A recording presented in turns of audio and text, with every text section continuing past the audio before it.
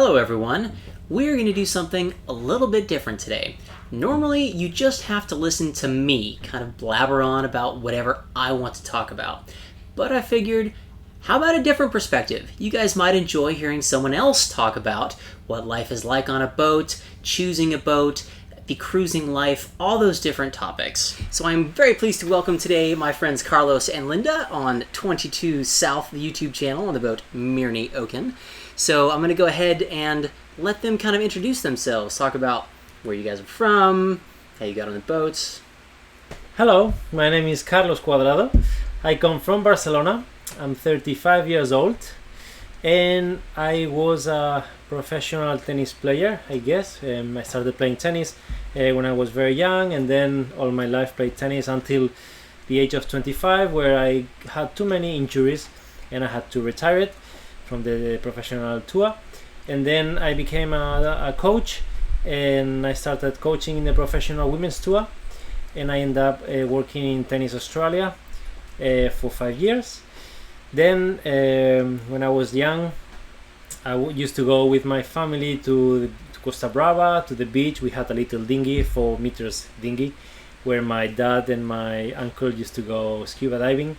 And I was like, I grew up from the 5 years old, 6, 7, 8, 9, 10 years old. I was going with them and spending all the time in the beach, looking all these beautiful boats around us. And I always wanted to have a boat. And I guess at that age I started growing a feeling of the ocean and a lot of passion for the ocean, traveling, boats, etc. Then after, when I grew up and I had enough money to buy a boat, I bought my own boat. And last year in May I started sailing. Finally started, huh? All right, so we're going to stop you there. And Linda, tell me a little bit about your backgrounds. Like, where are you from? I am a mixed Haitian French.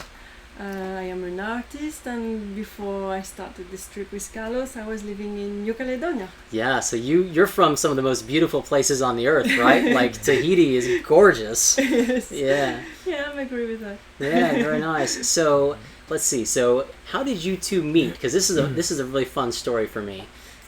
Yeah, it was. I started sailing in May last year, and then the first idea was to sail from Melbourne until Whitsundays, because I had no experience, because a lot of factors, no, and I was going with a friend that was going to teach me how to sail.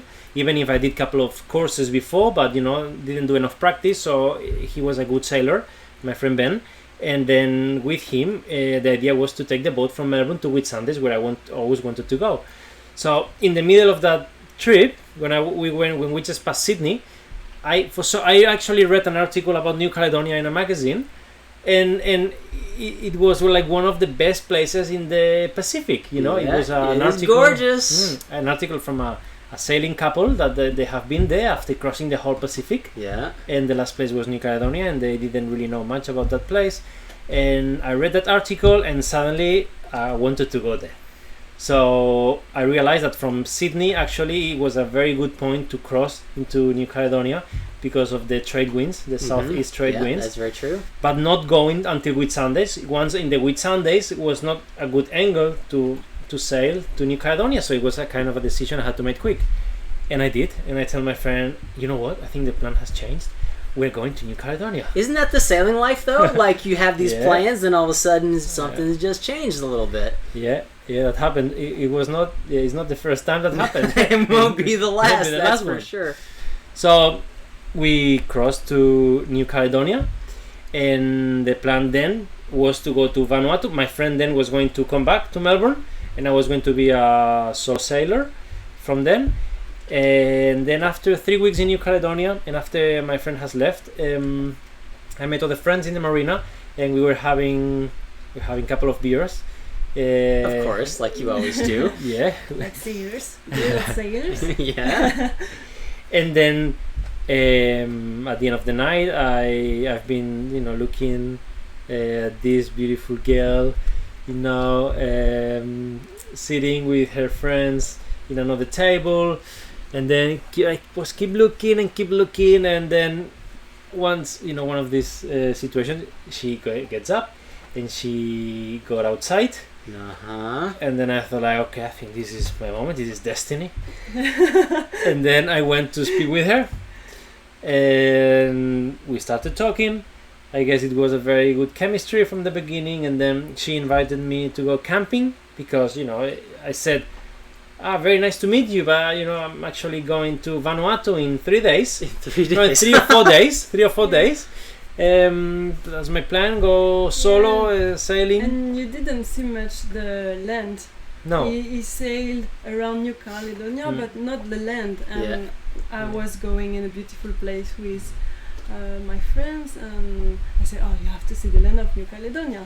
So nothing behind my head at this moment. Of course. At this moment, but and you came. Yeah. I thought it was a good opportunity. You obviously had a good time together. So what I'm really Not curious. at this moment. Not at that moment. Well, we didn't have a bad time either. Yeah. No, but I don't know what you want to say, but No, just Nothing that you happened enjoyed in that spending time moment. together. Yeah. Spending time together. Yeah. So, Linda, what did you think when you had this guy come say, "Oh, I'm living on a sailboat"? And was this like a crazy idea to be on a sailboat, or was this something exciting? not really, because I didn't know anything about boat. Yeah. It was not in my head. No, I didn't know anything, so I didn't know it can be a beautiful dreams. But after we start talking together, and after when we met a little bit, I went to Vanuatu. I flew to Vanuatu and we sailed a bit together. Yeah. So I discovered a new world. Yeah. So, but at the beginning, no, I didn't know anything. Yeah, see, to me, that's absolutely a pretty amazing leap of faith to be like, I just met this guy, Carlos. I mean, he's got a great accent being Spanish, so that helps. But doesn't work with her, she's French. That's true. That's the one really nationality you can't really help. But you meet this interesting guy, and let's go sailing, go try it out. I think that's just such a really cool story. So I remember that feeling, because we met in New Caledonia 3 days, and then I left. Yeah. So and then we said, "Oh, okay, you should." I said, "You should come to Vanuatu." And then she was like, "Yeah, I think it's a good idea. I can come." And in that moment, you don't think that much, you just say that, maybe thinking, "Oh, she's never gonna come" or whatever. And then when I was in Port Vila, and then she's finally coming. And then I remember going to pick her at the airport, and then I was anchored in a very isolated place, and then I go and pick her at the airport, and then when I'm coming back, already when I'm going to pick her up, I'm thinking, what am I doing? Like a girl I just met is gonna come on board for 2 weeks. Yeah, because let's be honest, living on a boat together is hard, isn't it? Everyone always asks that question, and it is true. Living together on a boat, that's a challenge 10 sometimes. years in inland. 2 weeks is like 2 years. No, 2 weeks is like 2 years. Yeah, that's pretty true. It's like the time is just accelerated living on a boat for a relationship. And so we met when we were in Australia, because we've been a part of the wonderful Sail to Indonesia rally. Yeah. So this is kind of our first experience having been on the rally, and it's been pluses and minuses, I think. So what do you guys think about doing the rally versus just kind of sailing on your own? Yeah. I think I didn't know what to expect in a rally. Actually, I was one of those people, that thinks that rallies are not for me. Yeah. Because when I was sailing, we were sailing alone. We were avoiding anchorages where there were too many boats. Yeah, no? if it's too crowded, it's not that fun sometimes. No, it was beautiful to be just alone in an anchorage. And then we thought, well, a rally where there are 40 boats moving together from anchorage to anchorage, maybe is not that good. But one of the reasons we did it for Indonesia was because we heard about the difficulty of the paperwork, and then that made things easier. That's just to be honest.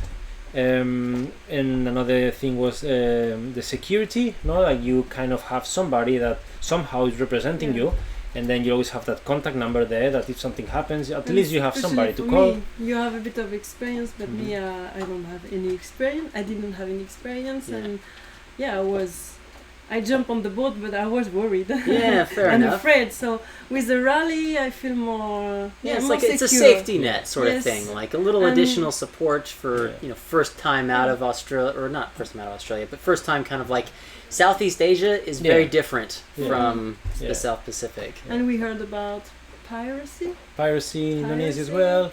So That's why we didn't know what to expect. Yeah, But and we can always be free to go yeah, that's one outside of of the the things. rally when we want to be alone. We are not.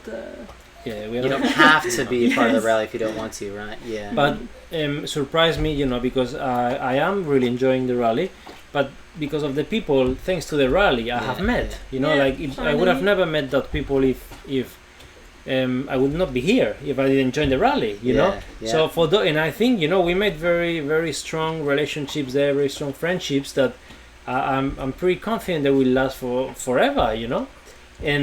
And it will be beautiful It's a stories. decoration. Exactly. Yeah, and then that is if we didn't join the rally, that would have not happened. Yeah, you do, the people definitely make the Yes. rally. We had a Yes. good surprise. Yeah, which there's so many beautiful places to go visit, but the people that you experience them with, like I know we're just on the north side of the equator. So yesterday when we crossed, he's rolling his eyes because I had to be King Neptune to help usher them into being on the north side of the equator, which was. But you I mean, were it was a good. lot of You fun, were right? good. It was Yeah, good. of course. I mean, We cannot complain about.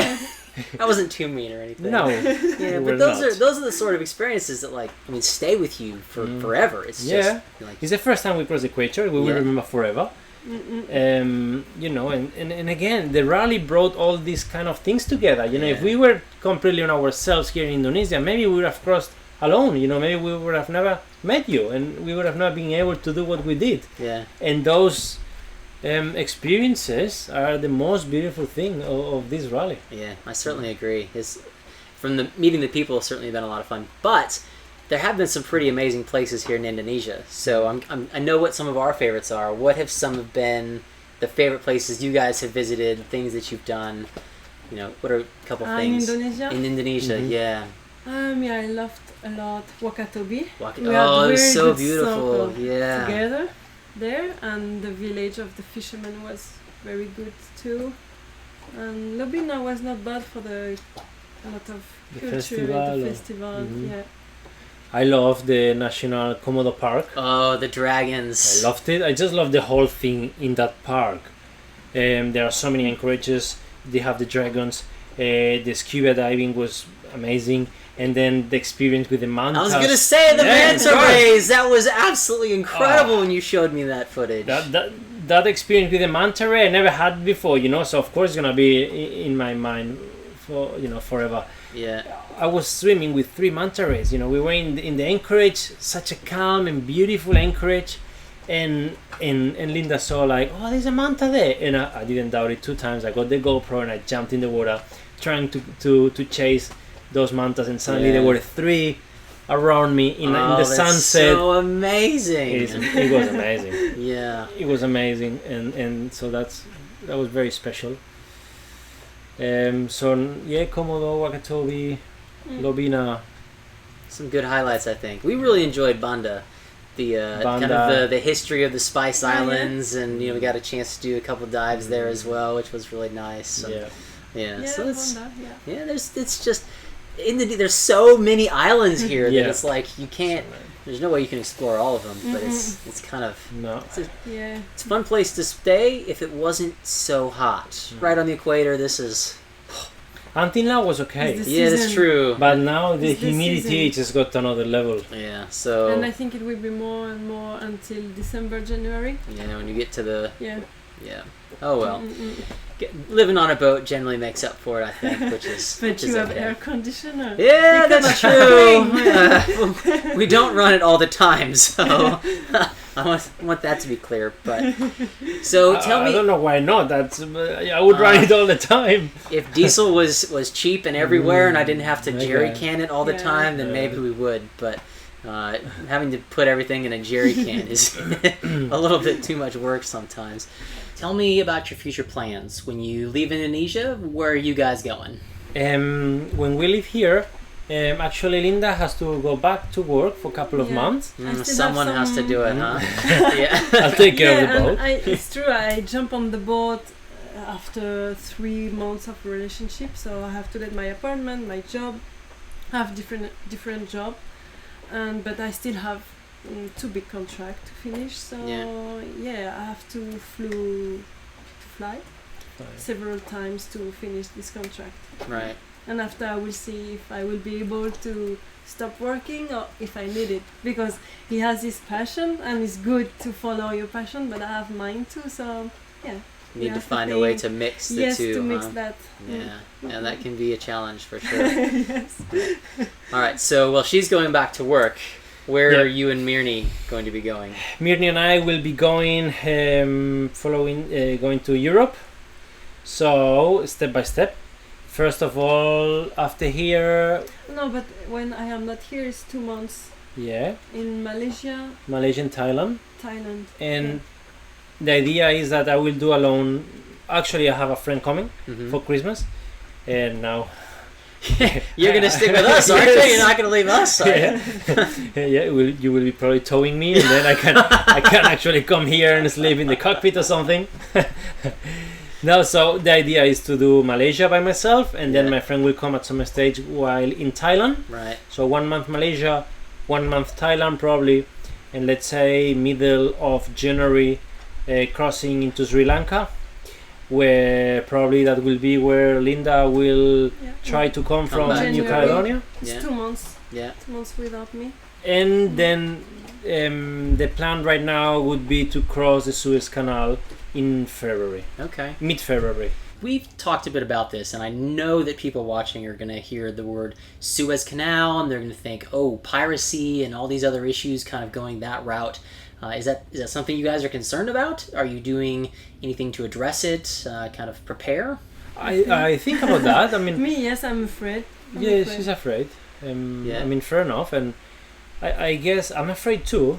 But I guess my purpose is overcoming my fear. Yeah. Does it make sense? Yeah, absolutely. I mean, that's something that's, I think everyone, when they first step on a boat, just has this fear of the unknown. Yeah. Like, what is it going to be like living on a sailboat, visiting all these different countries? I mean, there's just a lot you don't know that you can research and read, but you just can't prepare for everything. No. And, for us, when we first left, like, that was 4 years ago, and so 5 years ago we were planning, and then at that point piracy was still a very in the headlines daily, but I haven't seen very many reports of piracy that much recently, especially on private yachts. Yeah, because we haven't seen many attacks lately in the last years, and there is we joined a secret Facebook group that people is giving a lot of information there, a lot of people that crossed this year, early in the year, so families cross, like a lot of couples, and they just explain how it happened, how it was, and they explain they never felt threatened by anything, everything happened smoothly, and of course the threat and the risk exist, but there are many boats crossing every year, and it's been a long time that nothing happens to a sailing boat. I think I start to have some information, and I need to contact I saw some people cross and contact the Marine Nationale, is the military on the boat. Yeah, keeping an eye in the region. So I think I need to contact them to feel more secure, and maybe they can give me more information. There is in this Facebook group you find all the information you need. And there is a military group that you are in touch with them every day. I think every 12 hours you have to call them, or they contact you every 12 hours. Yeah, but I heard that when you are French, because I think the French also has an extra something. They are French in Djibouti. Of course the French do. Djibouti's ex-colony, and they still have some military there, so when you are French you can ask this base of military to have a look closer on eye on you. Yeah. So I feel like if I contact them, I will feel more confident. I think just more information helps people kind of understand what they're going to be doing and facing. And I mean, just I want everyone to understand that you're not just going into this just we're just gonna go through the Suez. Like you're actually taking your time to look and research and it's been months contact of research. people. Yeah, I mean months of research and it's a lot of planning that goes into it. Yeah, a lot of planning, and not only the Suez. No, I mean the is the Gulf of Aden the tough part. Yeah. So when you leave Cochin, India, when you leave that until you don't arrive to the Gulf of Eden between Yemen and Somalia, there is nothing to. I mean, there's nothing to worry. You know what I mean? Just open. It's the same worries than here. We're in Indonesia. There is piracy too. So until you don't get there, it's not the conflict area. And then once you have passed that, it's a bit the same. No, people actually enjoys a lot the Red Sea. Yeah. So I've heard it's beautiful. It's beautiful diving, beautiful snorkel. Egypt is apparently is beautiful, and people enjoys actually a lot. And the more I read, the more confident I feel. Even if yes, you accept there is still some risk, and you either accept it or you don't accept it. But the more I read, the better I feel. Okay, you get up into the Mediterranean, you get through the Suez. Are you going to stay in Europe? You're both Europeans, so is that kind of the end goal, or are you going to continue out, cross the Atlantic, back to Australia? What's the long-term plan? The long term is that we would like to sail around the world. I always had in my head Tahiti. Tahiti. I mean, Tahiti is great. So, and if you got someone who's part Tahitian, I always had Tahiti as my final destination. I had two he touched his pearl when he said that. I didn't realize it. This pearl comes from Tahiti. She gave it to me. And I always said to the pearl, I'll give her back to Tahiti. I like that. It's very nice. Yeah, so actually one of the possibilities when I left Australia was to go below New Zealand. The 35 degrees latitude in New Zealand, and go to Tahiti through that, go following south, the westerlies. Yeah, in the roaring 40s. In the roaring 40s. Woo!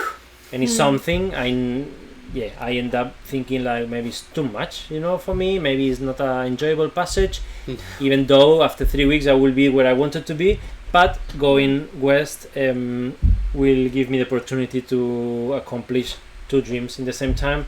One is sailing to Tahiti, and then I will be finishing that leg from Tahiti to Australia, and then finishing a circumnavigation. Yeah, that'd be pretty amazing. Plus, you guys are going to be in the Caribbean waiting for us to finish the circumnavigation, right? So then we're going to have another party, and I think that's going to be a good time too. And another interview. Yeah.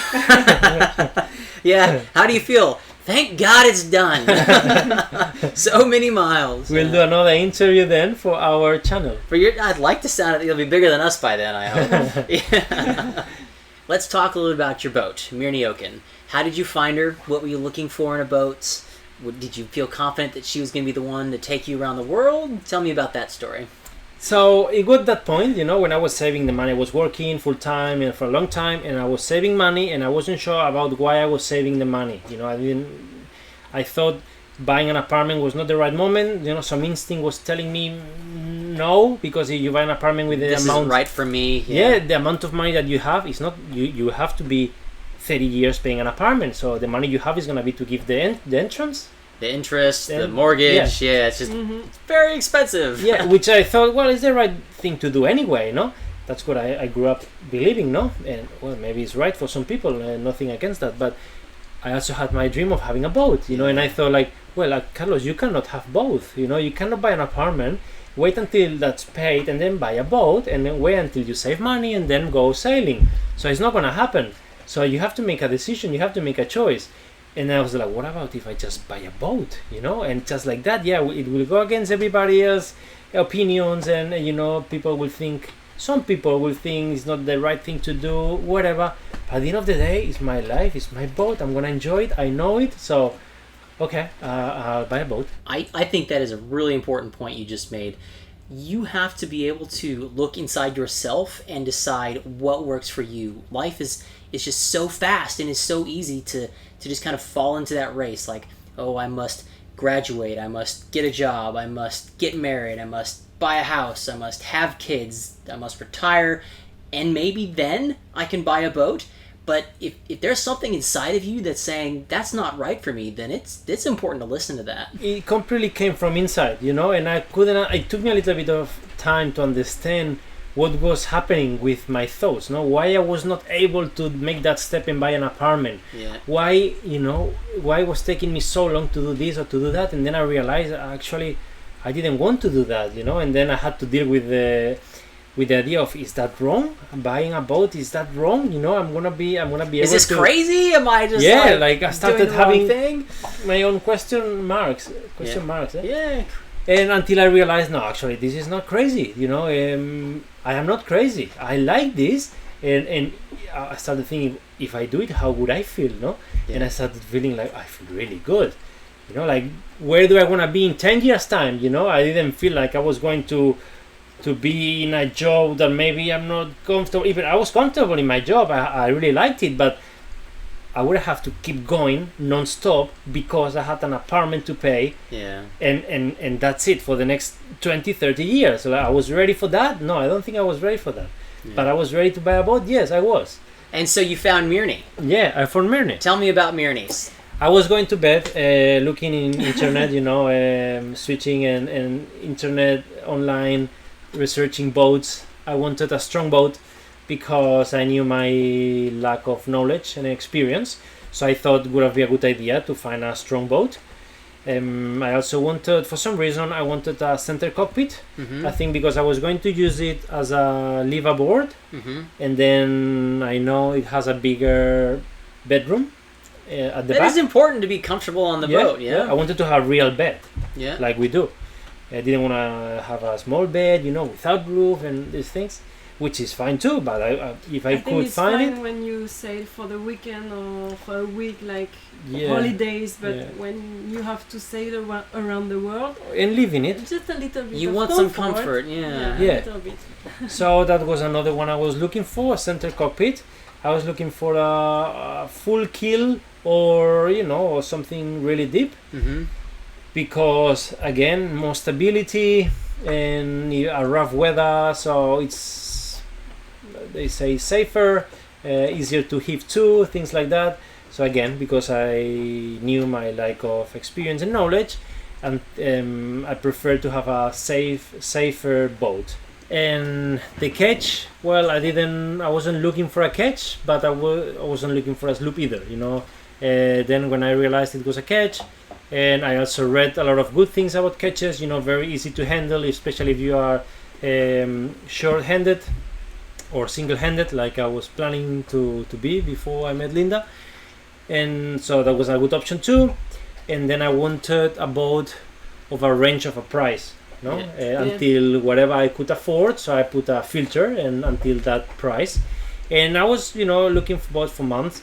And then suddenly, not in person, I was looking online, and then I think they put this boat cheaper because they couldn't sell it at the price they wanted, Right. and then it showed up on my filter website, and then I saw it, and then I asked my sailing instructor what he thinks about this boat. You know, this is the characteristics, this is the specifications, and he thought like, oh, I think that's a boat that deserves to be seen.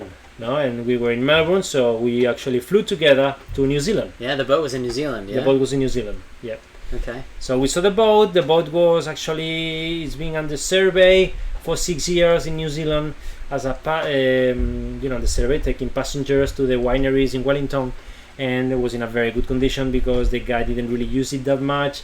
The motor had 160 hours from new, and the boat looked immaculate. All the woodwork inside, it was custom built, steel, and in very good condition. And then slowly, then we went for a trial sail. And that was the one, huh? Yeah. I like it. Tell me about what was some of the equipment that you felt was important for being prepared to go sailing offshore, to live on the boats. I'm particularly interested to hear about the Watermaker. Yeah, the Watermaker came after. Came this year. This year. Yeah. This year. This year, like 3 months ago. Yeah, when I first bought the boat, I wasn't thinking about that. but the boat was not very up to date with electronics. Mm-hmm. So because the guy just didn't need it because he was just being around Wellington. So I thought that I wanted to go around the world. A radar was important. Yeah, And agreed. an upgrade in a good chart plotter, I think, was money well spent. A better autopilot, because autopilot it had could not handle this boat in rough weather. So I also bought an autopilot and IIS. I bought IIS, which is I've said this so many times Yeah. on our videos. Like AIS is so important if you are sailing offshore. is Just, amazing. You need to have IIS it. is just incredible. Yeah. So I bought IIS.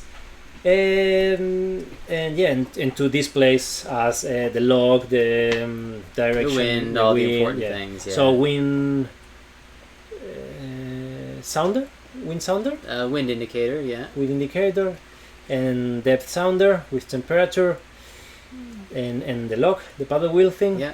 And so I bought it in a package. Yeah. So it was a very good price.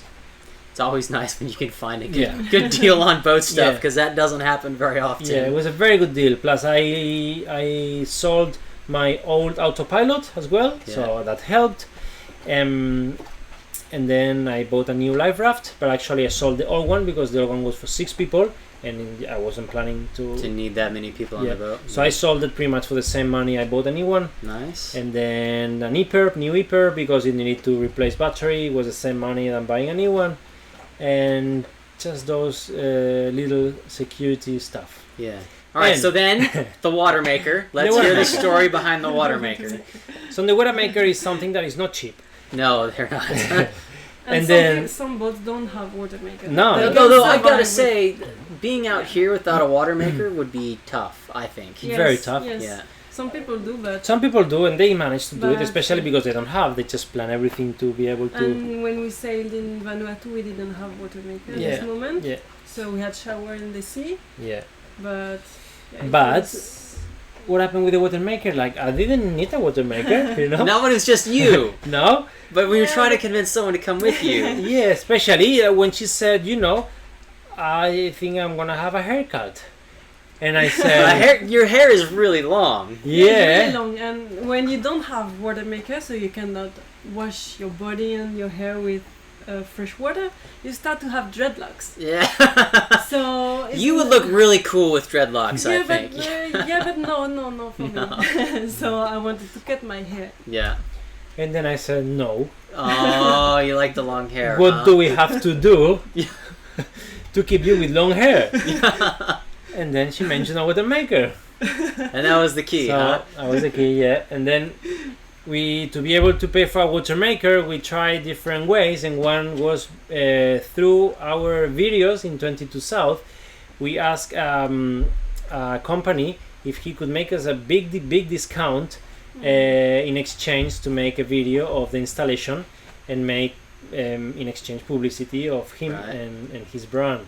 So is the Watermaker guy? No, sorry, the Watermaker man. The Watermaker man. Huh? Everything one word. And his name was Brett Swan, and he was really good. He installed the Watermaker, and he was great. Nice. So Yeah. that's a good story for women who want a Watermaker. I didn't create this story in purpose, but you see, it works. So Yeah, it had an if you have long impact. hair, But I do think is that how I cut mine? it is important to say though that like both people are going to be living on the boat, and so what's important to one person, the other person might not care about. But you need to find things that work for both people so that you can both be happy living on the boat. I have to Yeah. say that having a Watermaker Yeah, changed life. Yeah, you know, it really like does, huh? it would be not possible here. Indonesia No. is not so easy to have a marina to No. refill the water. I mean, so we would find a way because there is people who does it, but it's different. It's Yeah. just different. We have showers whenever we want, and I mean Almost. we drink as much water as we want. And Yeah. that is true because it's so hot. We're going Yeah. through water like Yeah. crazy trying to stay hydrated right Even now. washing the dishes, before we have to get a bucket, take salt water, putting it inside the boat, and it's something you get used to it. and But here sometimes the water is it's true. a lot of pollution, so you cannot wash your dishes with that. So. Yeah, some anchorages are not nearly as good water as others, for sure. So we are spoiled to have a Watermaker, but we really appreciate it. Yeah, that's and true. we love it. Yeah, that's good. So what about kind of other things that were important to you on Mirny? Like, how did you kind of become comfortable living on Mirny? What I like in Mirny, Yeah, what is comfortable, like we said, the Watermaker, I think it's Yeah. important, and the room. Mirny is only 12 meters, but we had two different parts. We have a big room and we have the carré. yeah, So Salon? the saloon. So when we want to work and sometimes we need our intimacy, you can take one room, I take the other. yeah. Yeah, I think sometimes it's good to have appointment with ourselves. That's kind of been the phrase we've been using in Indonesia. Time for a little separation. It's always good to just have a little bit of space, because as we were talking about earlier, it can be very difficult living on a boat. Yeah, And we close. work. We are all the time together. So if you want to work in something and I want to work in something, we need a kind of this talk, and we can have Yeah, it, so separate a little bit, do some Yeah. work. Yeah, I think a little time to yourself is not a bad thing, for sure. Yeah, No, and I yeah. love something else in Mirny is Mirny is slow because it's a heavy boat, Right. but because I was all the time seasick, I think it was a good boat for me because it's slow, but in the same time she doesn't Bounce. move much. Yeah, Like she's other very boats. she's very stable. Yes, very stable. Sometimes in other boat, very light. I feel seasick, and we are in anchorage. Yeah, And with Mirny, we can move a lot, and it's not as bad, yeah, huh? The she's movement is very stable. smooth. Yeah, Yes. It moves, obviously, but but it's not a it jerk. doesn't bounce. You know, Yeah. it doesn't bounce, it just moves. Okay. Mm. So you touched on something I want to come back to. Yeah. Being seasick. How is that for you being on passage? Is it difficult? Like, is it something you just suffer to get to a beautiful anchorage? Like, Yes. At the beginning, when we were in New Caledonia for 3 months, we just went for 3 days, 4 days. I was not seasick like this, but it's true, I took pills. And in Australia, it was, wow, I think, it was not a good moment for me. yeah, And sailing we in Australia were- was a little rough. Mhm. Yeah, and we were in a hurry, so it was a lot of sailing and not much visiting the land. And Yeah, so yeah, I was worried if I can sail around the world. I had a lot of doubt at this moment because being seasick, I was all the time in the cockpit, looking forward, and I cannot do much things, and it was like that for a bit more than 1 month. So yeah. yeah. And the passage was good at the end, but we had one day with a big rough at 30 knots of wind. In Indonesia. I mean, The crossing, Crossing Australia from- to Indonesia. Crossing to Indonesia. And yeah, I had some doubt at this moment too, but after my body used to it after 5 days, and I can see, I'm surprised to see, we saw the video, I am cooking inside and we can see I'm like this, so the boat was moving a lot, and finally I was not seasick anymore at this moment, so... Yeah. Mm. After The I think body used when to you're it. at sea for a longer period of time, you kind of Yes. get acclimated. So So Like, yeah, for I people- find when we're doing just very short, like 1 night, 2 night sails, it's very difficult because it's too short to get used Yes. to being at Mm. sea. Yeah, it's true. We were making only one overnight, and we stopped for 1 night, and we continue one overnight. Maybe it was not the good decision. And that's Yeah. exhausting. Yeah, it Yeah. can be very tiring. Well, we didn't have any other choice. Yeah, Because it's- that was better than just 2-3 days in a row and then see nothing of that. You know, we did little stops Yeah. and we could see Lizard Island and the Keppel Yeah. Islands and the Mackay and But yeah, for people who are seasick, they can continue and trust. And finally, trust in I the think- boats, Yes, yeah. and finally, I think my body used to it now. ginger Uh, helped you. Yeah, I ate a lot of ginger. Yeah, We ginger ate. was really good Yeah.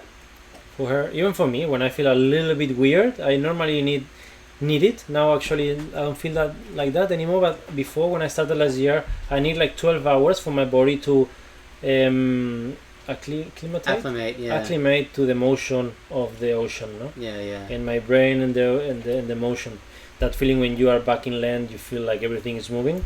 So I guess It's I a need very weird feeling. yeah. my body needed that for 12 hours, 24 hours, and I felt perfect. But I had to kind of be a little bit careful. Make sure when I go downstairs, I close my eyes quick and don't spend too much time in the kitchen.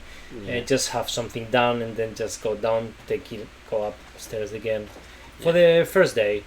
Now I don't feel like that, but it's the same. I guess the body gets used to it slowly. And ginger helps a lot. And when you arrive like in Indonesia after this crossing, and we have all the kids coming to say hello, and you forgot. Yeah, you I would forgot say the forget drama. very quickly because you're in these beautiful places and it's well worth it. Yeah. All right, so I'm going to ask one last question, and I'm interested to hear both your opinions. What's kind of been the most surprising thing to you about living on a boat and sailing for a long time? The most surprising? Yeah, something you weren't expecting, like... Okay. Good or bad? I was not expecting to want to do this all my life. Yeah? I thought it was a trip I was going to do, no? Like going for a hike, a mountain. And something, okay, I'm going to hike a mountain. And that's it. It's something that has a start and an end. But I going on a boat, I discovered is a lifestyle I would like to keep going for years. To keep doing for years. It's kind of became a lifestyle, you know? Yeah. It was not anymore a trip, you know, or something I'm doing for 2 years or 3 years. It became more of a lifestyle, no? And then I saw the people, they are 70 years old and they've been doing this for 20, 30 years. Like, it's amazing when it's amazing what they're doing, what they're achieving. When I think I'm tired and I'm 35, you know, I'm thinking how they can do it, because it's part of their life. It's the way they live. Yeah. It's not just one trip they do. Yeah, for me it's the same. It's very physical, and I didn't know it was like this. Right. Yeah. And we are not in a race, we are just but it's so physical. Yeah, I think also we have to get more used to it, no? I think the bodies get used to it, the mind gets used to it. We come from land that, you know, you have your schedule, you sleep from whatever, those 6, 7, 8 hours block and nothing disturbs you. And on a boat on the night shift, you know, you sleep 4 hours. And not me. You let him No, but on a boat, you know, suddenly you have to put a reef, and then you need the two persons, so the person is sleeping to come up, or, you know, a bit of weather, a bit of something, and then you cannot just sleep for 7 hours like normally you would do in land. Yeah. Yeah, it's true, but me, it's different because in land I am a bit, I don't know how to say that, but people who cannot sleep. Insomniac. Yeah, insomniac. So yeah, it's a good surprise for me. It's on the boat. I can sleep. You can sleep easily. well, huh? Yes. Well, that's good. I'm surprised to sleep at 9 p.m. These things never happen on land for me, or very rarely. Yeah. Well, guys, thank you so much for having a conversation with me. I always enjoy talking to you guys, and hearing a different perspective about things is always fun. So I hope you guys had a good time talking with me. Yeah, really appreciate it. Yeah. Thank you. Chasing Stars. Yeah. You guys definitely need to go check out their YouTube channel. It's 22 South. There's a link down below. They've got a Patreon. If you've ever thought about maybe donating to us, go check them out instead. Help them stay out sailing here with us. It has been awesome talking to you guys. Hopefully you guys learned something a little bit different. And if you like this, leave a comment down below. Let me know. Maybe we'll try to do a few more of these in the future. Thanks for watching. We'll see y'all next time.